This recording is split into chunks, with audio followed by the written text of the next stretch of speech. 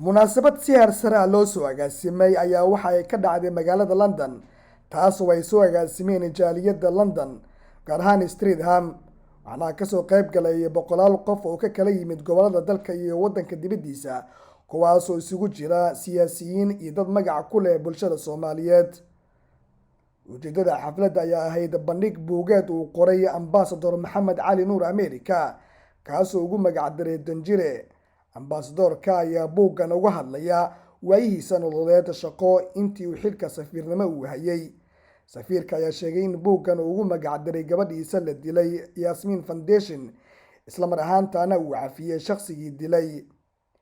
hay'adda magaceeda loogu magac daray Yasmin Foundation ayaa waxa uu sheegay danjiraha in buuggan dhaqaalihiisa wax loogu qaban doona caruurta baahida gaar kale. si kastaba ha ahaatee mikrofoonka ayaa la dhex marnay bulshada Soomaaliyeed ee kasoo qayb gashay ayaa inoo sharaxaya dareenkooda. waxaa lagu soo gabagabeeyey buuggii danjire loogu magac daray oo uu qoray ambassador maxamed cali nuur amerika.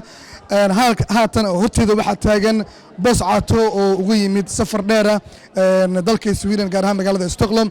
waad ku mahadsan tahay imaanshahaad imaaday kusoo dhawow London. sidee u aragtaa maanta buuggan halka lagu soo bandhigay? waa mahadsantahay marka ugu horeysa Cabdiqaadir.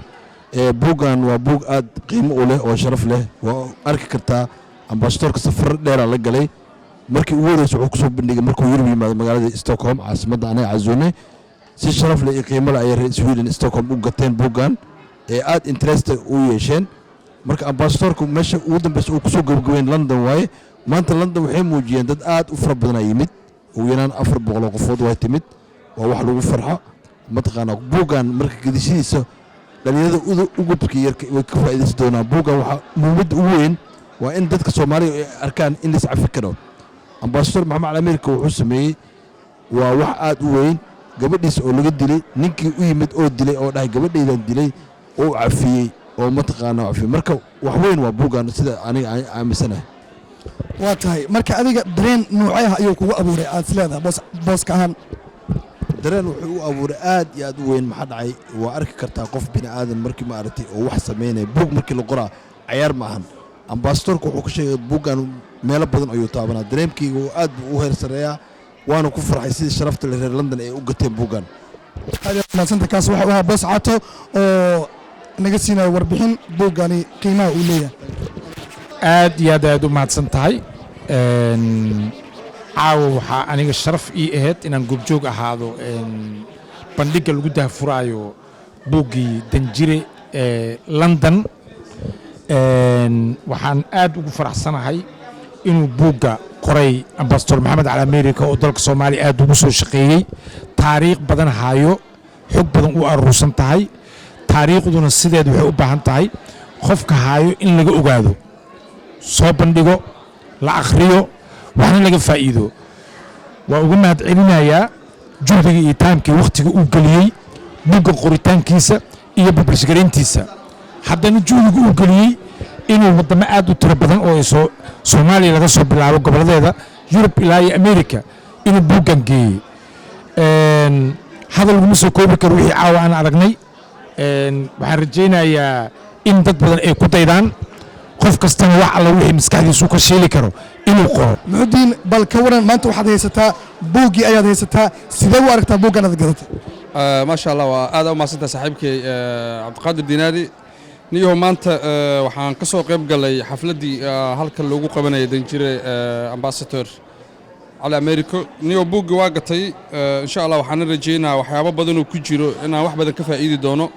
aadaan ugu faraxsanahay inaan ka soo qayb galo isla markaana aan buugga gato. aad u mahadsantahay muxudiin. sidee u aragtaa buugga?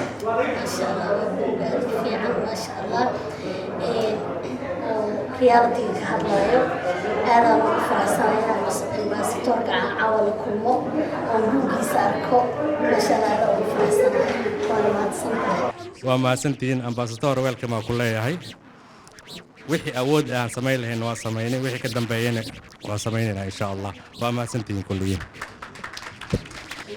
waxaan leeyahay inta ka soo qayb gasho waa mahadsantihiin.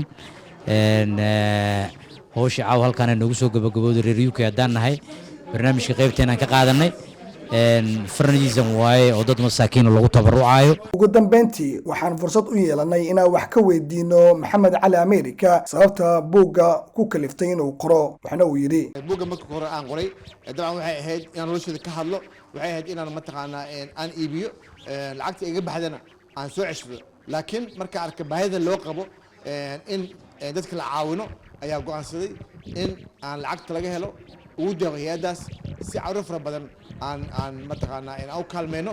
hadda saan sheegay lacagihii aan ku iibin buugga meelaha soo maray waxaa sharaf ah in wiilka dambe aan iskuul ugu furi doono magaalada Muqdisho, iskuulkaasoo ah ardayda wax maqli kara. hay'adeeda waxay ka shaqeyn doontaa Soomaaliya oo dhan.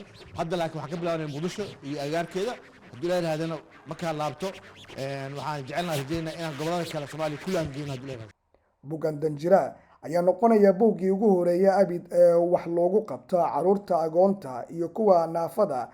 xafladda ayaa ku soo gabagabowday sidii loogu talagalay.